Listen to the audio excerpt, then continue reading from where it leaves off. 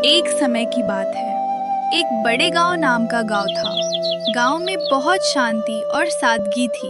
उसी गांव में रामनिवास नाम का गरीब किसान रहता था। उनके घर में उनकी पत्नी कोमल और उनके 18 साल का लड़का मोहन एक साथ रहते थे। रामनिवास को सिर्फ खेती करने आती थी। उसके अलावा उसने कोई और काम नहीं सीखा था।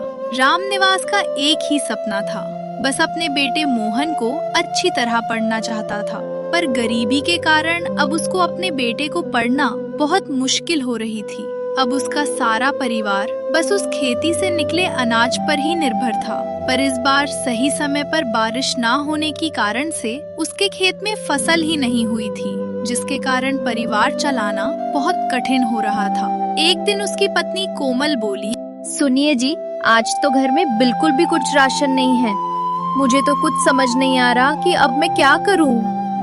अरे कोमल, तुम चिंता मत करो, मैं कुछ करता हूँ। बस इतना कह के रामनिवास घर से चला जाता है और रास्ते में सोचने लगता है, हे राम, ये कैसा समय आ गया है प्रभु। मेरे घर में राशन का एक दाना तक नहीं है।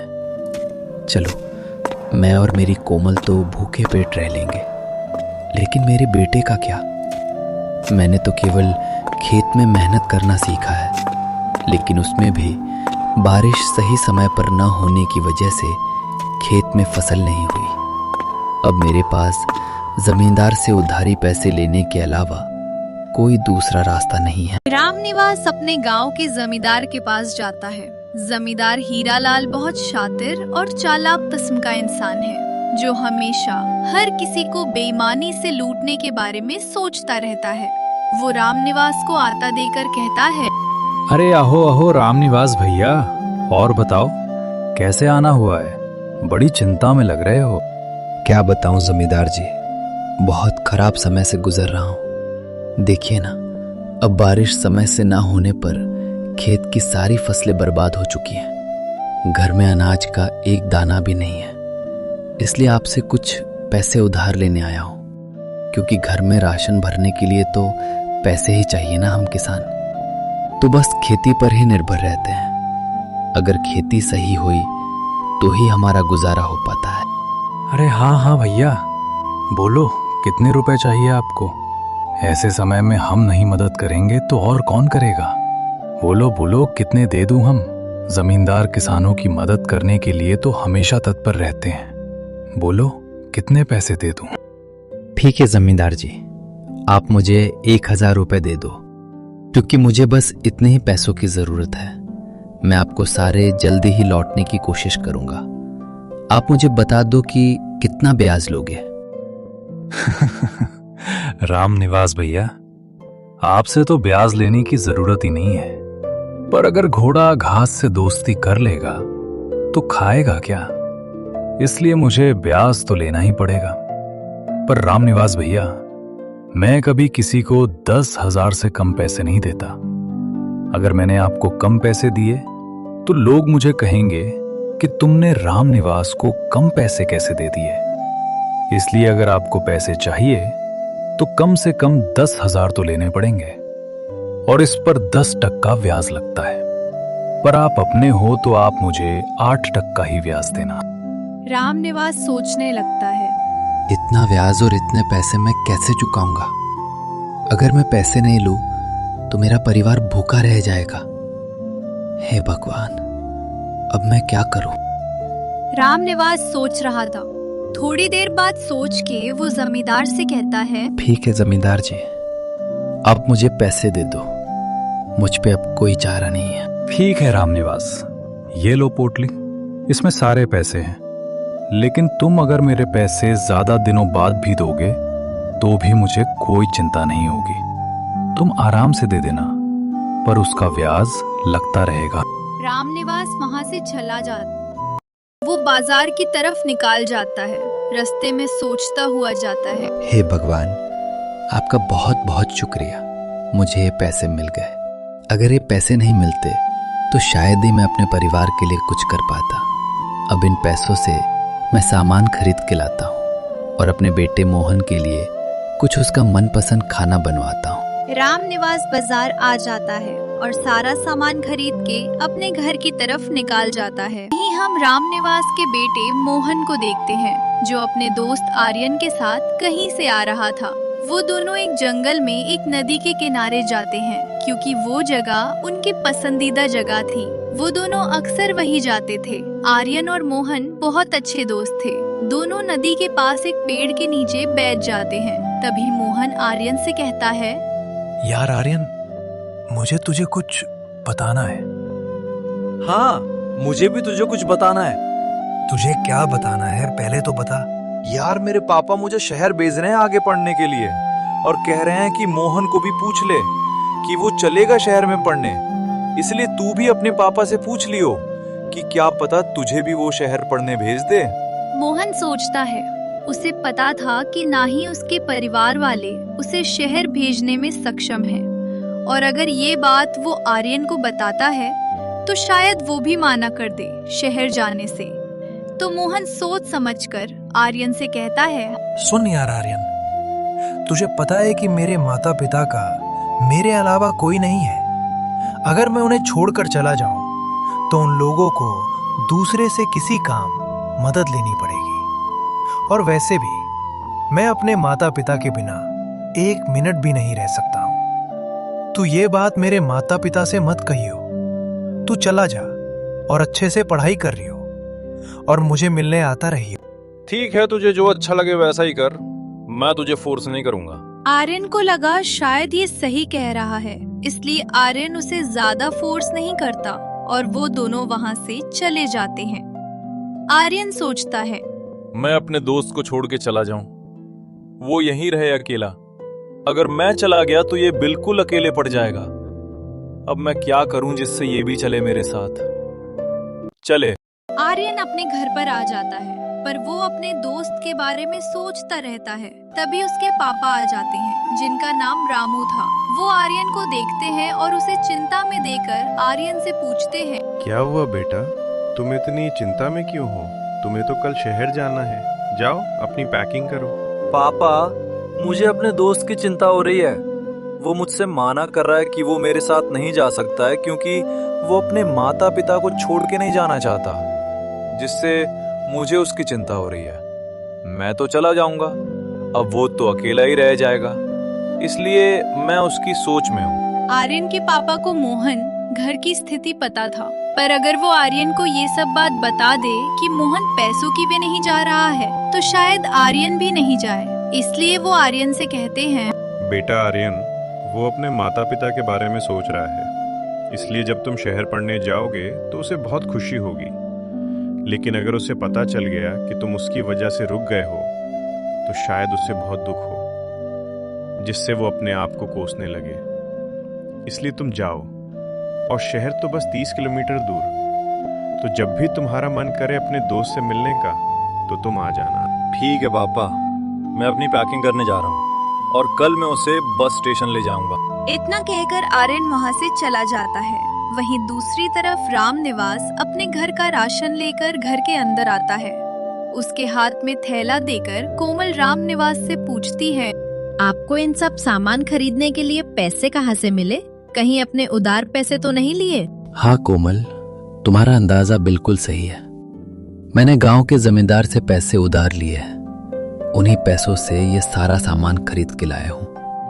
अब तुम ज्यादा मत सोचो, जाओ कुछ अच्छा बनाओ, मोहन आने वाला ही होगा। कोमल रसोई की तरफ निकाल जाती है। थोड़ी देर बाद मोहन वहाँ आ जाता है। मोहन से रामनिवास कहता है, अरे बेटा आ गए, चलो तुम्हारी मम्मी ने कुछ अच्छा खाना बनाया है, चलो सब मिलके खाएंगे।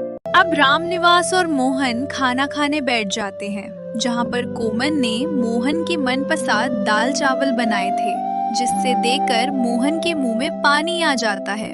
कोमल दोनों को खाना देती है। मोहन और रामनिवास खाना खाते हैं। मोहन कोमल कहता है, वाह मम्मी, क्या स्वाद है दाल का, आज तो मजा आ गया खाने में, बहुत अच्छा है।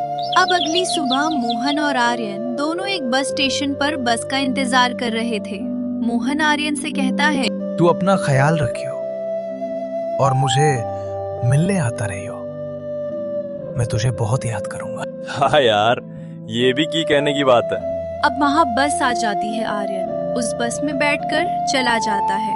मोहन उस बस को देखता रहता है। फिर वो थोड़ी देर बाद घर चला जाता है। वो अपने घर के बाहर देखता है कि एक गाय वहाँ पर होती है, तो वो घर के अंदर जाता है और अपने पापा से पूछता है, पापा ये गाय किसकी है? बेटा ये अपनी गाय है जो मैं खरीद कर लाया हूँ। मोहन को कुछ समझ नहीं आ रहा था कि पापा पे इतने पैसे कैसे आ गए, लेकिन मोहन कुछ ज्यादा नहीं सोचता। वो वहाँ से चला जाता है। तभी वहाँ कोमल आ जाती है। वो रामनिवास से कहती हैं, सुनिए जी, आप मोहन से ये सब छुपा तो रहे हो, पर अगर उसे पता चल गया कि अपने पैसे उधार लिए हैं, उसे लगेगा कि अपने उसके कारण पैसे उधार लिए हैं। नहीं कोमल, जब उसे कोई बताएगा ही नहीं तो पता कैसे चलेगा, और उसे पता भी नहीं चलना चाहिए।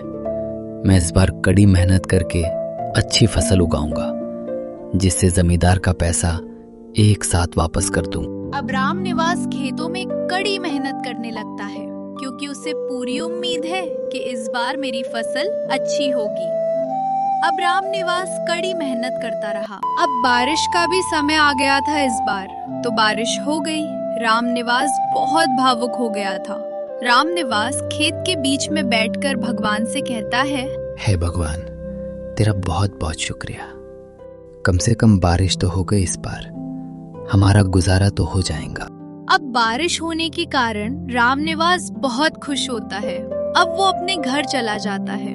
अब अगली सुबह मोहन अपनी गाय को लेकर जंगल की तरफ निकाल जाता है और अपनी मनपसंद जगह पर जाता है। वहाँ पर जाने के बाद मोहन गाय को चरने के लिए छोड़ देता है और उस नदी के किनारे बैठ जाता है और सोचता है, ये वही जगह है जहां पर मैं और मेरा दोस्त अक्सर आया करते थे। अब वो तो अपनी पढ़ाई में खो गया है। अब मैं तो यहाँ अकेला ही बैठा हूँ। कोई नहीं, जब वो आएगा तब हम जरूर यहाँ आएंगे। अब मोहन उसी जगह पेड़ के नीचे आराम करने लगता है और वो वही सो जाता है। थोड़ी देर बाद वो जगता है, कहता है, अरे अंधेरा होने वाला है, चलो घर चलते हैं। मोहन अपनी गाय को लेकर घर की तरफ निकाल जाता है। अब कुछ महीनों बाद रामनिवास की जमीन पर अच्छी फसल उगती है। वो उस फसल को बेचकर कुछ पैसे कमा लेता है और कहता है, चलो इन पैसों से कम जमींदार का कर्जा तो चुक ही जाएगा। अब रामनिवास जमींदार के पास जाता है और उसके सारे पैसे वापस कर देता है और कहता है, जमींदार जी, आपका बहुत बहुत शुक्रिया। आप मुझे पैसे नहीं देते तो मैं कैसे अपने परिवार का पेट भरता। अपने मेरी मदद की आपका ये उपकार हमेशा मुझे याद रहेगा। अरे रामनिवास भैया, अगर मैं तुम्हारी मदद नहीं करूंगा तो कौन करेगा? अगर तुम्हें कभी और दिन भी पैसे चाहिए हो तो मुझसे ले लेना। रामनिवास वहाँ से चला जाता है। रामनिवास के जाने के बाद जमींदार सोचता है, शुक्रिया, मैंने तो ठीक से कमाई कर ही नहीं पाई। मुझे लगा कि इस बार भी बारिश नहीं होगी, इसके कारण मैंने पैसे दिए। कोई बात नहीं, कभी तो मेरे कब्जे में तो आएगा ये रामनिवास। अब मोहन बड़ा हो गया था और रामनिवास और कोमल की भी उम्र अब ज्यादा हो गई थी। अब सारा खेती का काम मोहन ही संभालता था। अब खेती में बहुत होशियार हो गया था। उसको खेती बहुत जानकारी थी। उसका मन भी खेती में ही लगता था। एक दिन रामनिवास मोहन से कहता है, बेटा मोहन, तुमने हमारी खेती को अच्छी तरह संभला है, पर मुझे हमेशा अपने आप से एक ही शिकायत रहेगी कि मैंने तुम्हें कभी पढ़ा नहीं पाया। अगर मैंने तुम्हें पढ़ाया होता तो शायद तुम भी अपने दोस्त आर्यन के साथ शहर पढ़ने चला जाता और तेरी भी अच्छी जिंदगी होती। अरे नहीं पापा, मुझे पढ़ना ही नहीं है, आप ज्यादा मत सोचो। रामनिवास की इस बात से मोहन को अपने दोस्त की याद आती है। वो वहाँ से चला जाता है और घर के बाहर निकाल जाता है। रास्ते में सोचता हुआ जाता है, यार मोहन, तू उस दिन से वापस भी नहीं आया। पता कब आएगा ये पता नहीं, वक्त कहाँ भाग गया।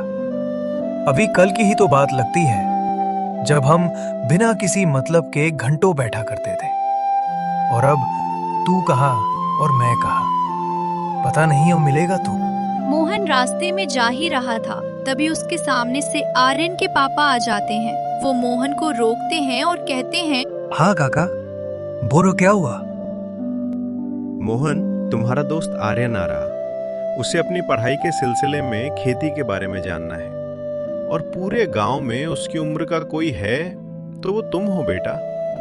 अगर तुम भी अपनी पढ़ाई को जारी रखते तो तुम भी शहर चले जाते और तुम्हारी उम्र के सभी लड़के अपनी अपनी पढ़ाई करने के लिए शहर चले गए हैं। अरे नहीं काका, अगर मुझे पढ़ाई करनी ही होती तो शायद मैं भी चला जाता। मेरा मन पढ़ाई में नहीं लगता है। मुझे तो खेती ही करनी आती है और मेरा मन भी खेती में ही लगता है। आप आर्यन को मेरे पास भेज देना, मैं उसको खेती के बारे में अच्छी तरह से बता दूंगा। ठीक है बेटा, वो कल आ रहा है, मुझे पता है। वो सबसे पहले तुम्हें ही ढूंढेगा। इतना कहकर रामू वहाँ से चला जाता है और मोहन भी बहुत खुश होता है। वो भी अपने घर की तरफ निकल जाता है। अब अगले दिन आर्यन आता है। वो अपने पापा से पूछता है, पापा मोहन इस टाइम कहाँ मिलेगा मुझे? उससे मिलना है, बहुत दिन हो गए मैं उससे मिला भी नहीं हूँ। मोहन अभी शायद घर पे ही होगा, पर थोड़ी देर बाद वो खेत पे निकाल जाएगा।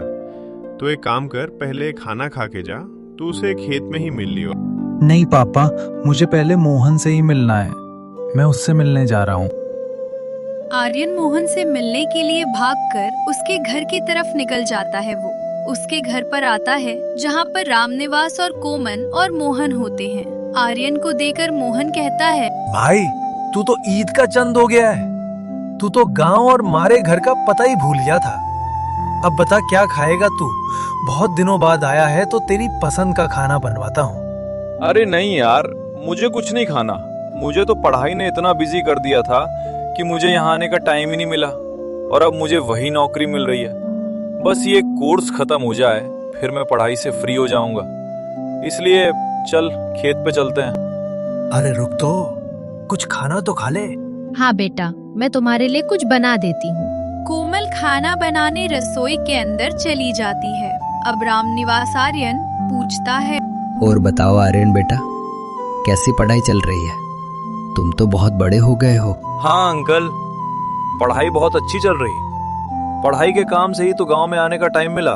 तभी वहाँ कोमल आ जाती है। वो मोहन और आर्यन से कहती है, चलो बेटा, मैंने तुम्हारे लिए नाश्ता बना दिया है, जाओ खा लो।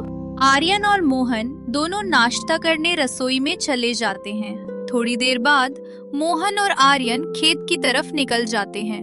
वो अपने खेत के पास जाता है। तभी मोहन कहता है, क्यों ना आर्यन हम अपनी पसंदीदा जगह पर चले? तेरी भी पुरानी यादें ताजा हो जाएगी और मैं तुझसे बातें भी कर लूंगा। क्यों नहीं? वैसे भी बहुत दिन हो गए मैं उस जगह पर नहीं गया। चल चलते हैं, पता नहीं जगह कैसी हो गई होगी। अरे वो तो पहले ही जैसी है।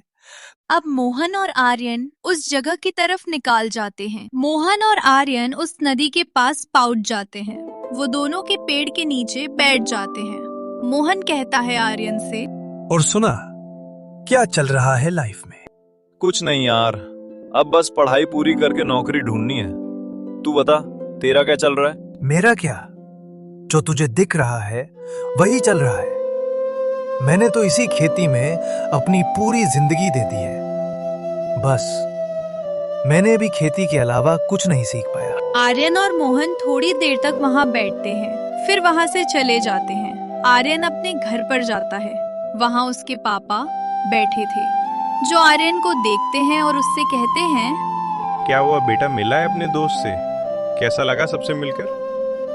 तुम्हारा चेहरा देखकर तो ऐसा लग रहा है कि तुम्हें उससे मिलने का मौका ही नहीं मिला। क्या मिला नहीं? वो लगता शायद काम के कारण कहीं बाहर होगा, शायद इसलिए नहीं मिल पाया।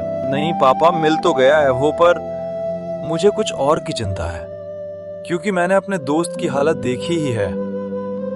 मैंने अपनी सारी जिंदगी अच्छी तरह से जी है, पर मैंने अपने दोस्त के लिए कुछ नहीं कर पाया।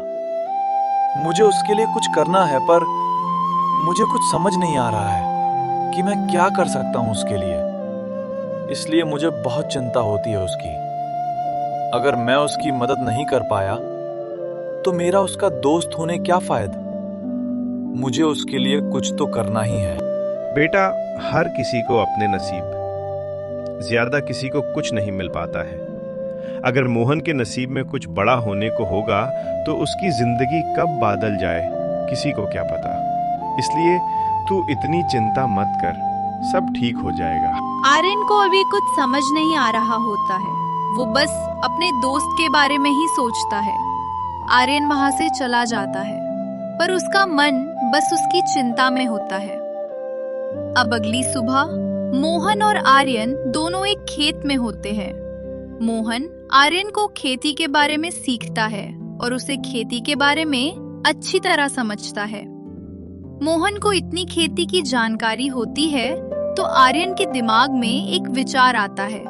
वो अपने मन में सोचता है, यार मोहन को इतनी जानकारी है खेती के बारे में, क्यों ना मैं इसको सोशल मीडिया के बारे में बताऊं, जिससे शायद इसका काम वहां ज्यादा मायने रखे।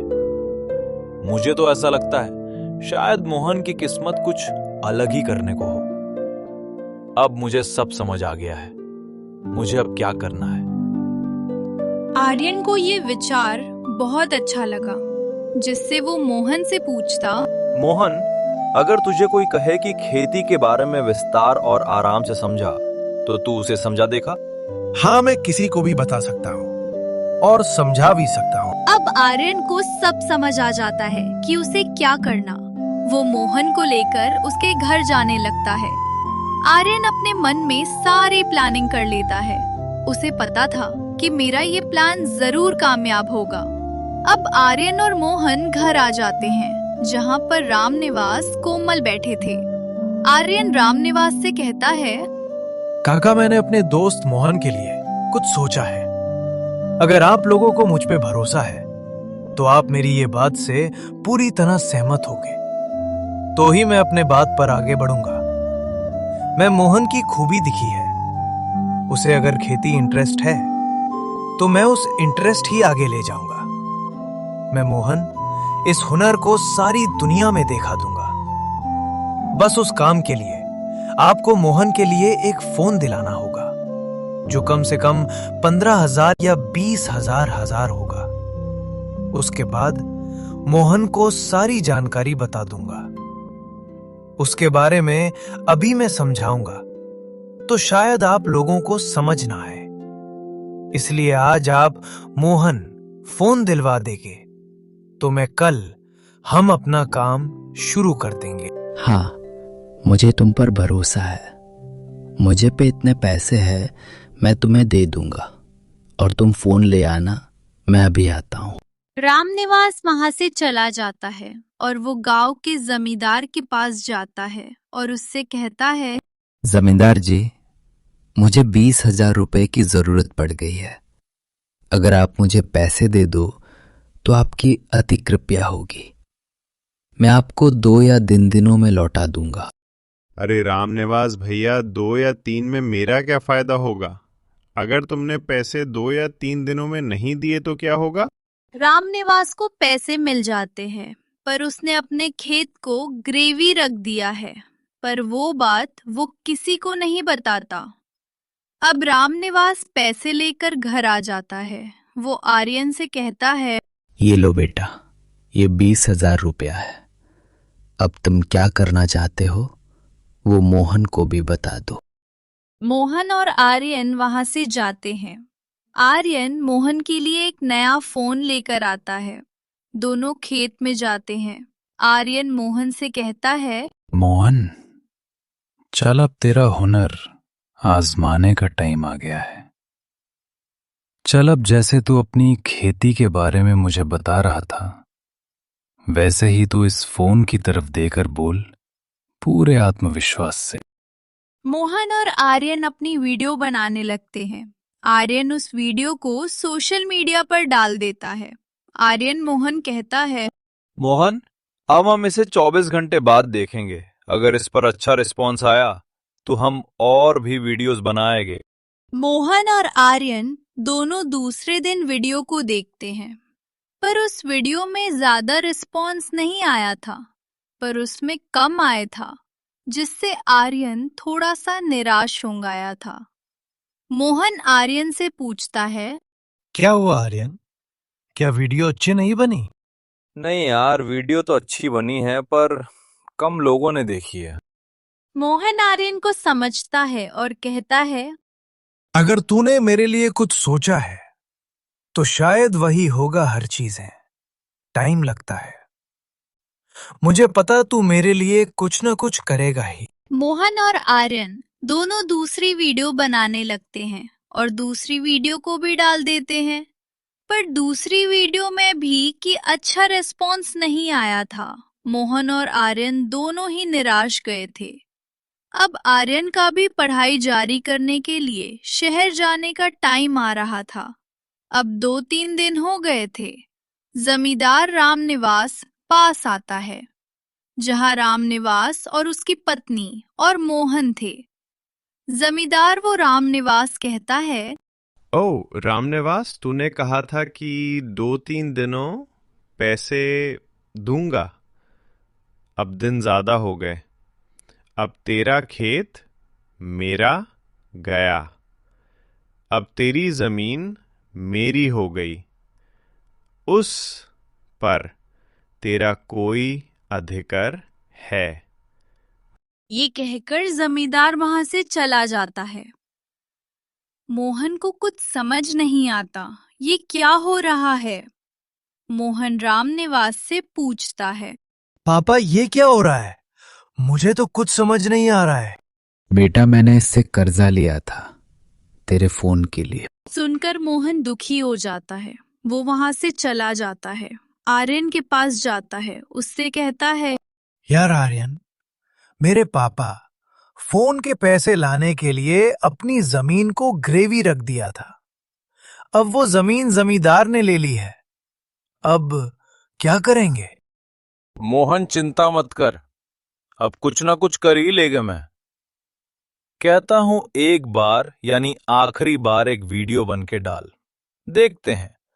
अगर भगवान चाहा हो हमें जरूर सफलता मिलेगी।